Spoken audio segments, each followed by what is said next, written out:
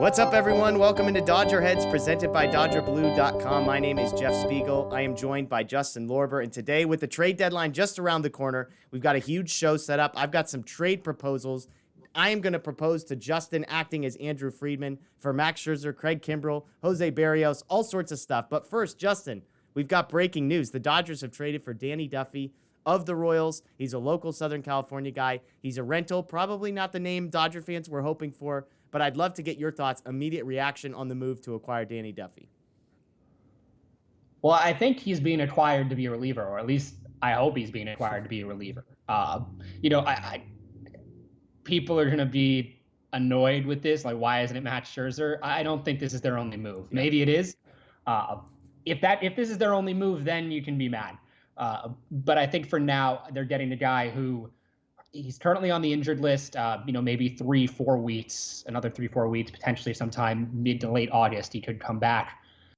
And Victor Gonzalez has struggled with command this year. He hasn't been the same guy he was last year. Relievers are volatile. That's just, what happens sometimes.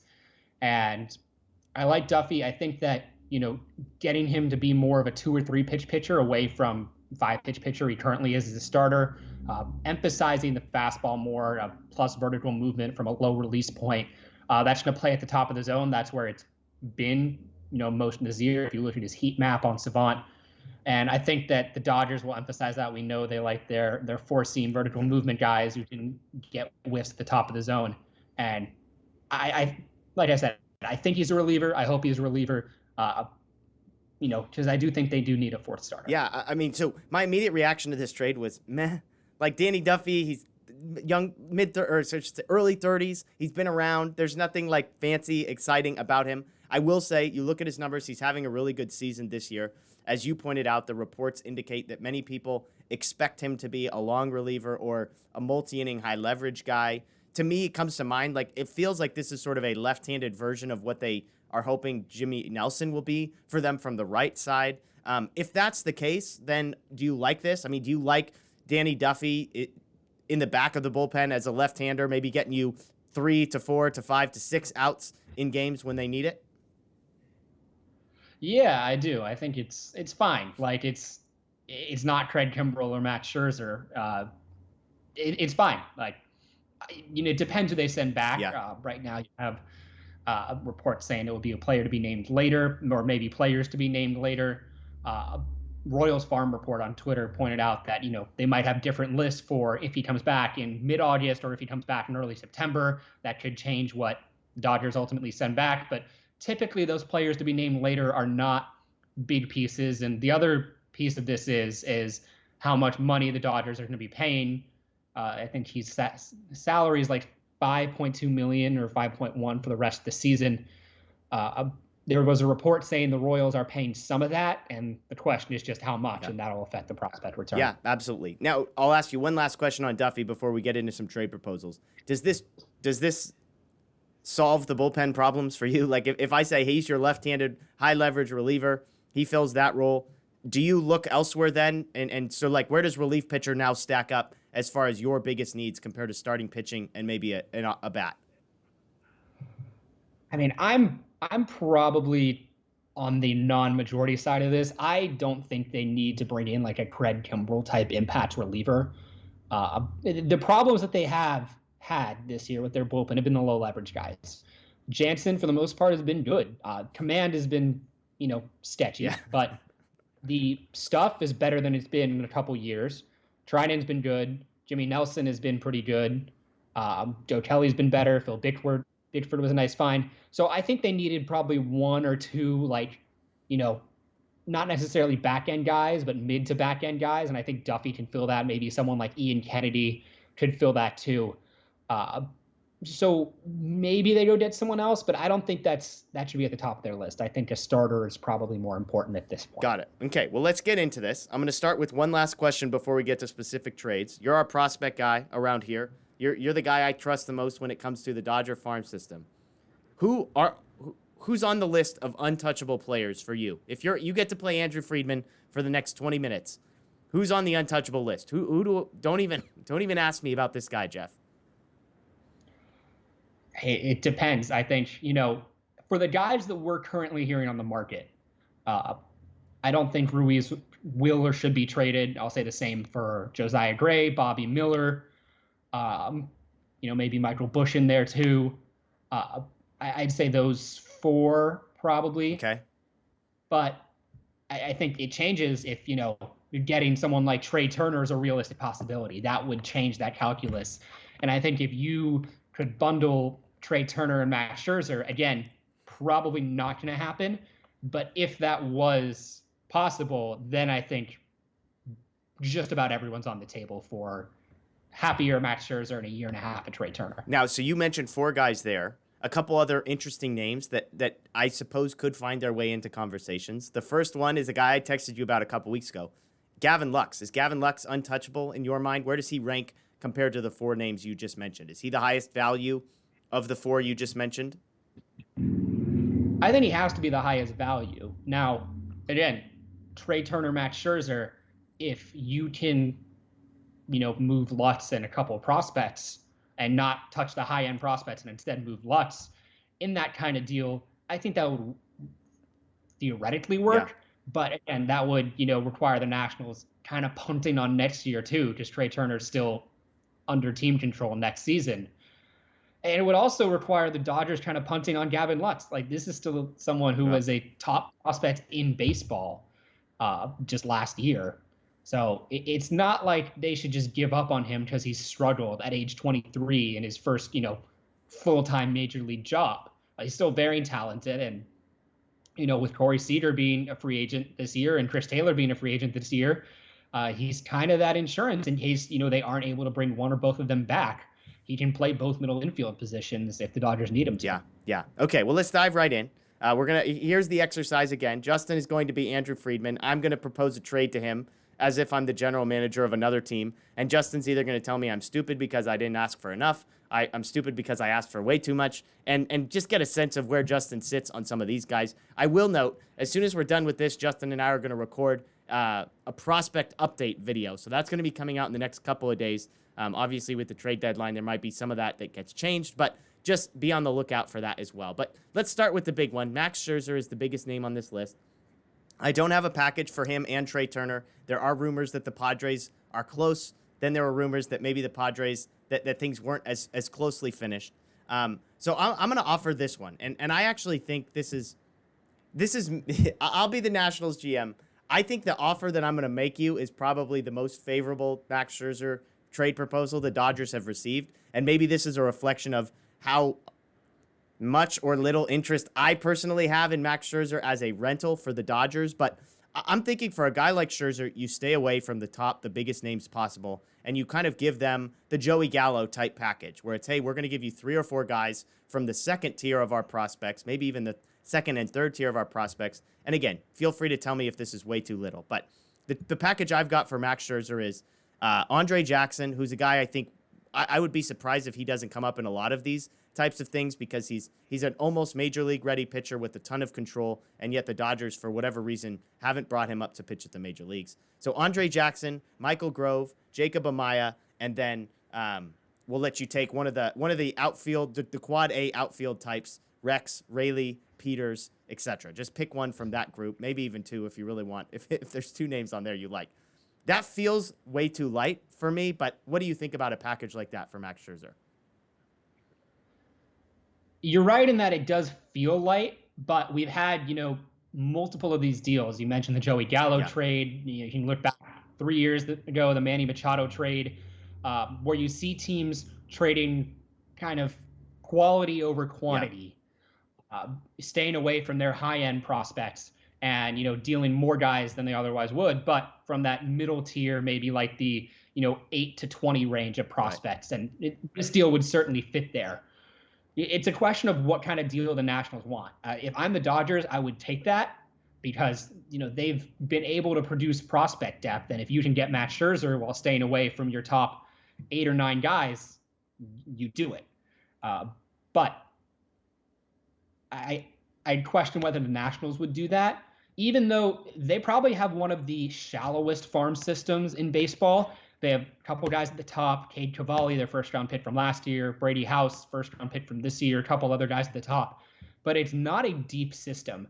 And if, they think they might need to rebuild, wouldn't shock me if they try to go get, maybe 4 or 5 guys for Scherzer and, spread their luck out over a few guys. If you were the Nationals and you're still hunting in that same tier, is there another Dodger prospect that maybe you would ask for in addition to that group? I mean, I'm guessing Amaya is probably the highest ranked prospect that you have that would be sent in that package, probably followed by Jackson, then Grove, and then those Rex, Rayleigh, Peters types.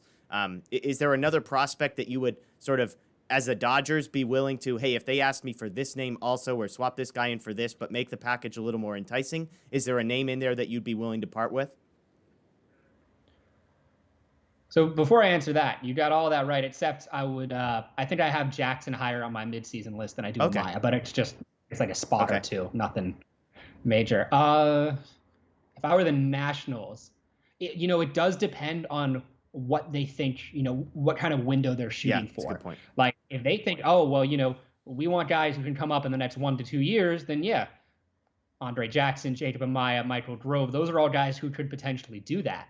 If you're thinking further down the line and you might actually start, a full-on rebuild, then I think you go down to lower levels, low A, and even complex league, and maybe target one of the Dodgers' young outfielders, Luis Rodriguez, Jose Ramos, Jake Vogel, the 3rd-round pick from last year, or maybe a couple middle infielders. Those are 2 positions where the Dodgers have some quality prospects in that middle tier at the lower levels. So it does depend on what kind of window they see themselves as, and that's kind of a hard question to answer right now because they still have Trey Turner, they still have Juan Soto. Those are 2 elite players. They still have Steven Strasburg under contract, Patrick Corbin, who hasn't been very good but is under contract. They went with the stars and scrubs approach for a while and it worked. They won a title. But now you're seeing kind of what happens when either stars get injured or they come to the end of their contract and you don't have that same depth there. Yeah. Just quickly, and then we'll move on to this next proposal. Scherzer, I mean, if I said, hey, you're going to have to pay full market value for a rental on Max Scherzer, are you interested in that trade, or you say I'd rather look elsewhere? I am interested because, so there's 2 things at play here with getting a starter. Number one, I don't think David Price or Tony Gonsolin are ideal 4th starters in October. But more importantly, you got to try at all costs to avoid that wild card game. You don't go out and build a team like this to play in a 1-game playoff. And now we can talk about the issues with that and maybe it should be reformed, but that's what it is this year. If you don't win the division, you're playing in 1 game for your season. And then if you win that, you have to go play the best team in the league, which is probably going to be another NL West team, down very likely your best starter because you use your best starter and probably all your top bullpen guys in that wild card game. So Max Scherzer moves the needle. I mean, you can start him games 1 through 4. Does not matter. And full market value for rentals, the value for rentals has been declining every year.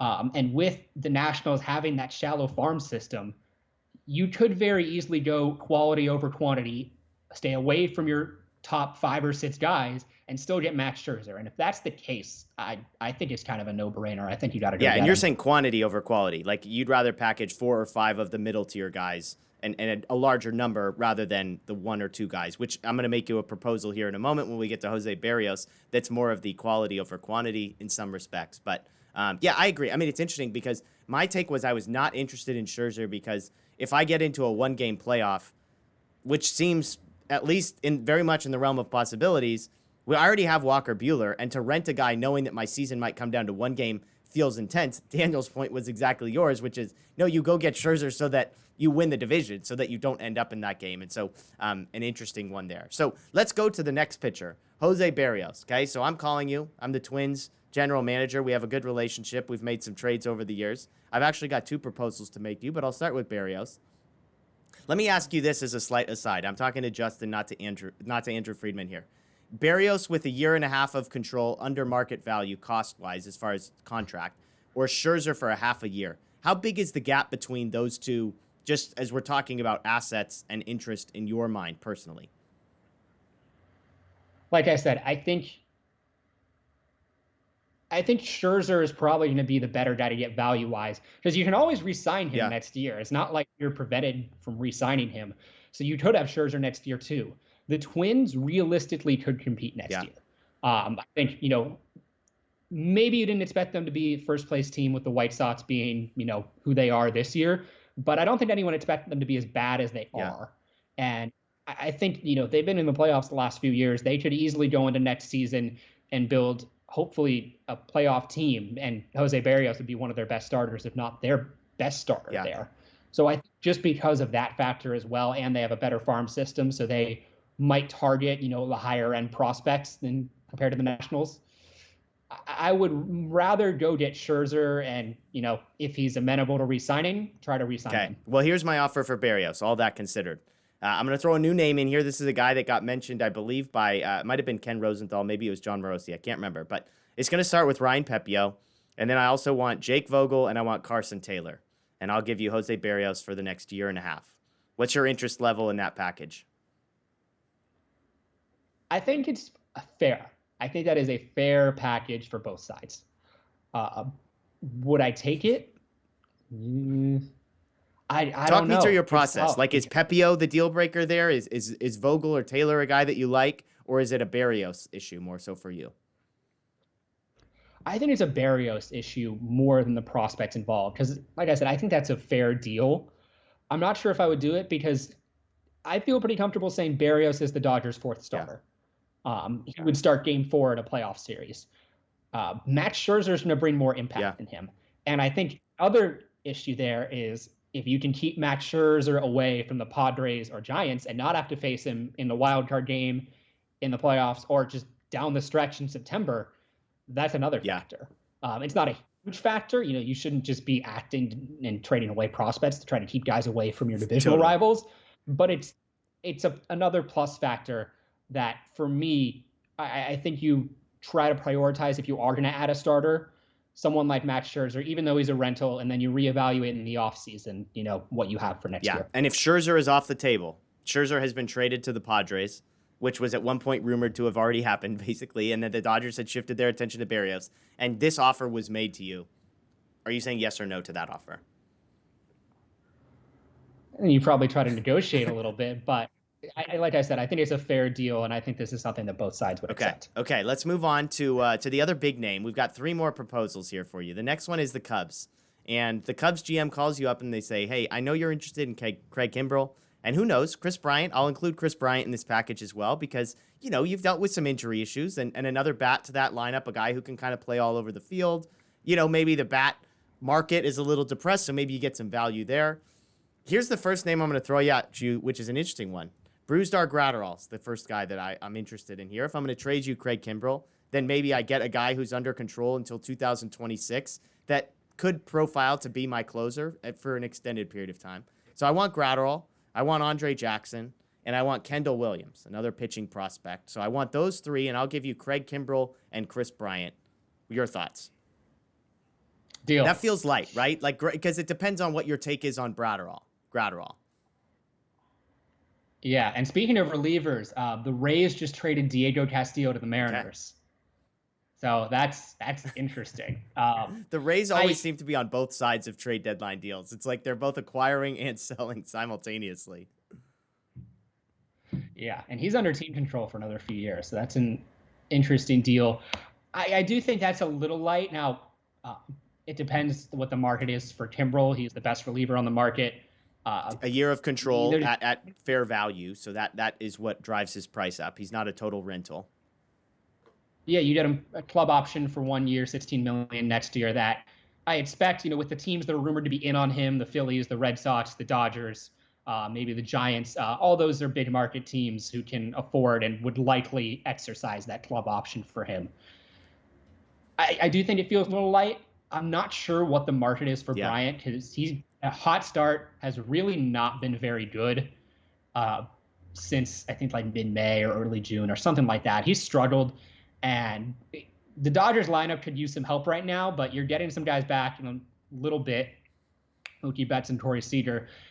I'm not too interested in Bryant. If you can get him in that kind of deal, without giving up too much extra, I'm fine with that. But if it takes a lot more to get him compared to just getting uh, Kimbrel, I would probably rather just get Kimbrel and hope that all the bats that they've had who've been injured or inconsistent can return to form. Would you trade, let's say, Gratterall and Andre Jackson for Craig Kimbrel? Yes. Okay. Would you do Gratterall, Jackson, and Williams all together for Kimbrel?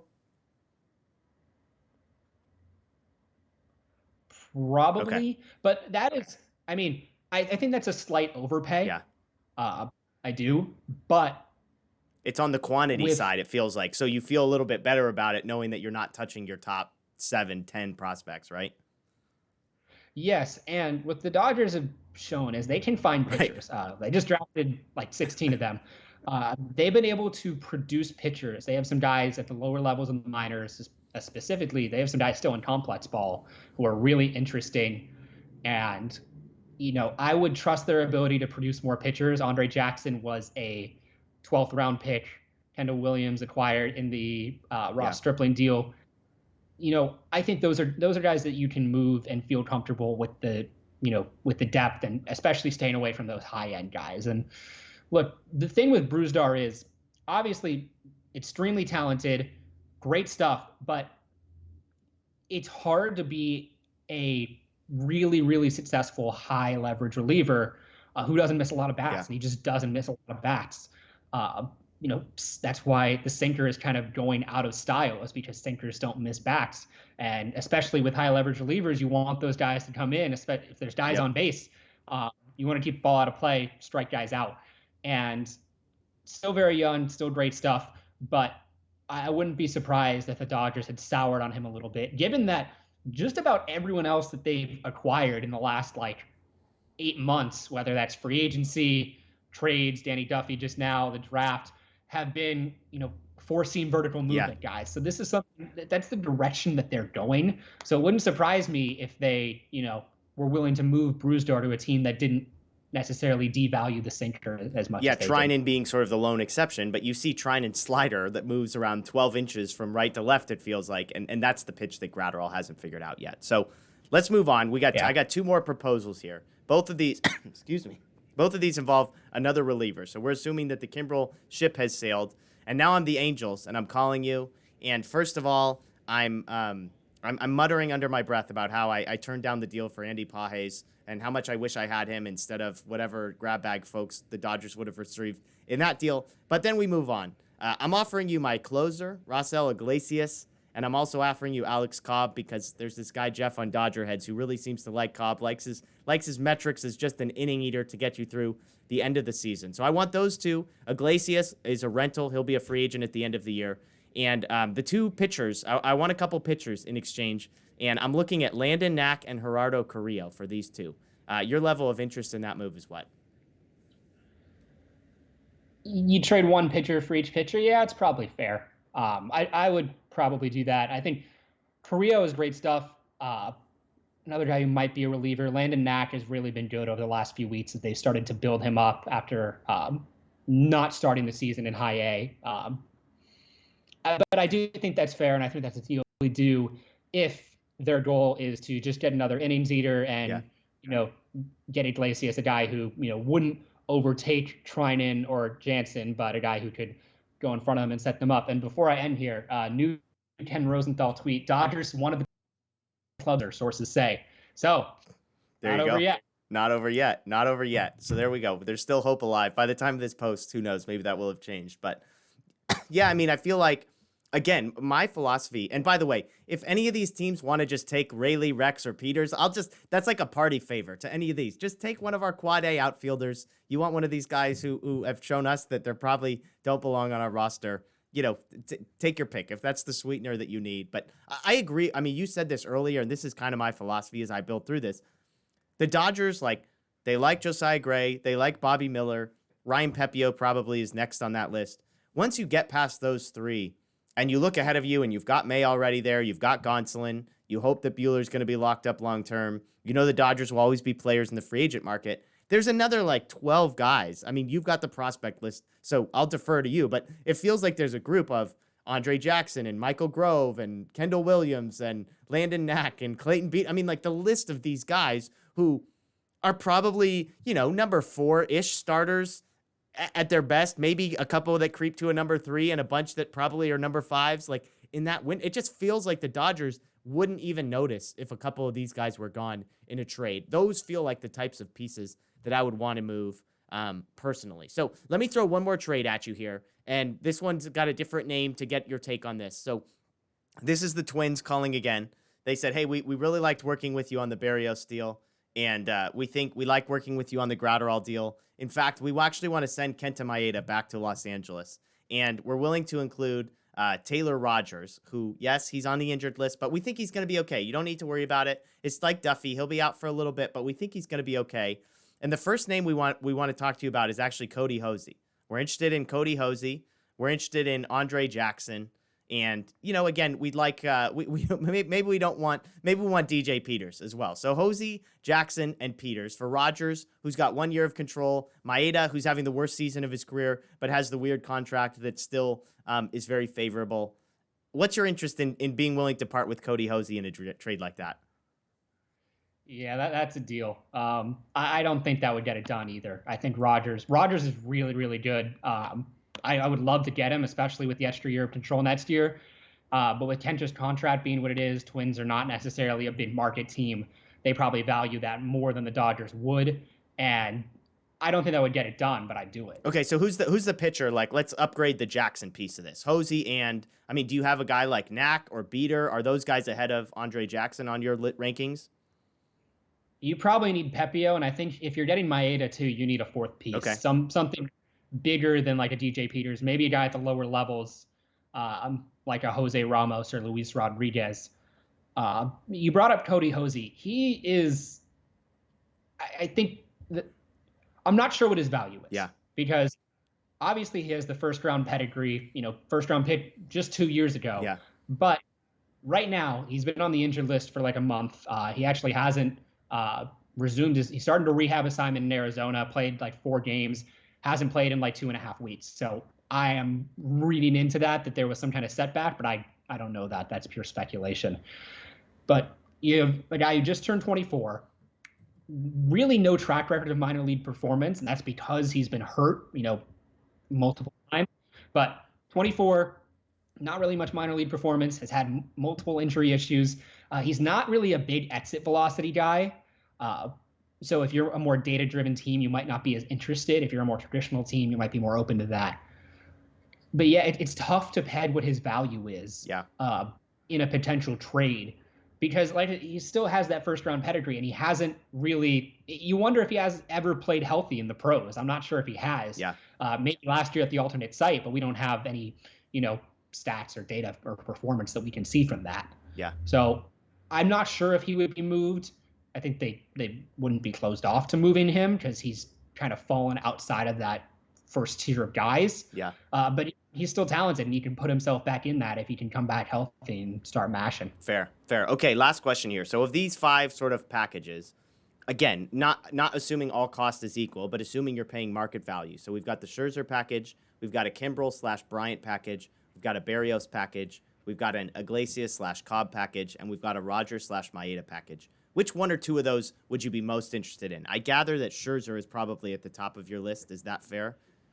Yes. And then what do you have? What would be your next? If Scherzer ship sails, is it Berrios second for you? Or maybe Rogers and Maeda? That one seemed like, obviously you like the light package that I asked for in return, but is that grouping? Because you don't sound interested in the Kimbrel Bryant piece. Iglesias Cobb, I think I'm the only person in the world that might be interested in that one. So would it be Rogers and Maeda maybe? I think you have to go Berrios just because I think, and maybe they don't think this, and I wouldn't fault them for, thinking, yeah, we can get away with David Price or Gonsolin or even Josiah Gray in a game 4 if we can get there. But I think they need another impact starter. So if you don't get Scherzer, I think you need to go get someone like Berrios or John Gray, or maybe there's someone, not really being discussed who they could go get. I have no idea who that would be, but I do think you need an impact starter, and I'm not sure if Alex Cobb really moves the needle all that much, and same with Maeda. Is there anybody else I didn't mention? Obviously, there's a tons of names out there. Trey Turner, you mentioned. Jose Ramirez, that rumor seems to have dissipated a bit. Is there another arm out there that I didn't include in this show that you would be interested in putting a package together for? I like Ian Kennedy. Okay. I do. The Dodgers have been linked to him a little bit. Relief pitcher, right? Yeah, he's a reliever. He's been really good. 80% fastballs this year. Loves to throw it at the top of the zone. Another low release plus vertical movement, four-seam guy. So would fit with what the Dodgers have been doing. And I would like to see him in, you could bring him in the 7th prior to Trinan and Jansen. And I think I'd be pretty happy with that trio at the end of games. And cost-wise, I mean, what's a name or two names that would be fair in your estimation? Probably not a whole lot. I mean, it's a 35-year-old rental reliever on bad team. He's making like $2 million this year, so pretty cheap. That would probably be a bonus for other teams, either teams that are near the luxury tax, like the Padres and Yankees. Although Yankees already traded with Texas, so they're probably done there. Yeah. Or a small market team like the Rays would probably value that a little more than a team like the Dodgers. But I think you should probably get. I don't even think you would have to move someone like Andre Jackson for him. I think you could go below that.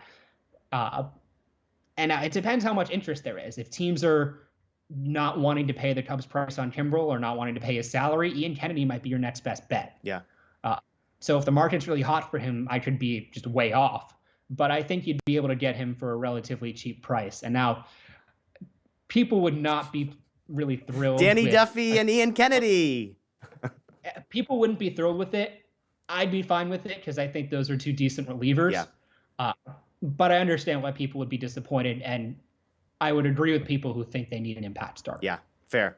All right, well, that's Justin Lorber. You can find him at Future Dodgers on social media, futuredodgers.com as well. Justin and I are going to record a prospect update video shortly, just after this. Probably will post in the next couple of days, so be on the lookout for that. Justin, we appreciate your time. Everybody, comment below. I mean, which of those? I'd love to hear from people below. Which of these packages do you want? Find us on Twitter as well and send it. That's Justin. I'm Jeff. We will talk to you soon. The best team holding a trophy high in the air. The Los Angeles Dodgers, champions of the baseball world.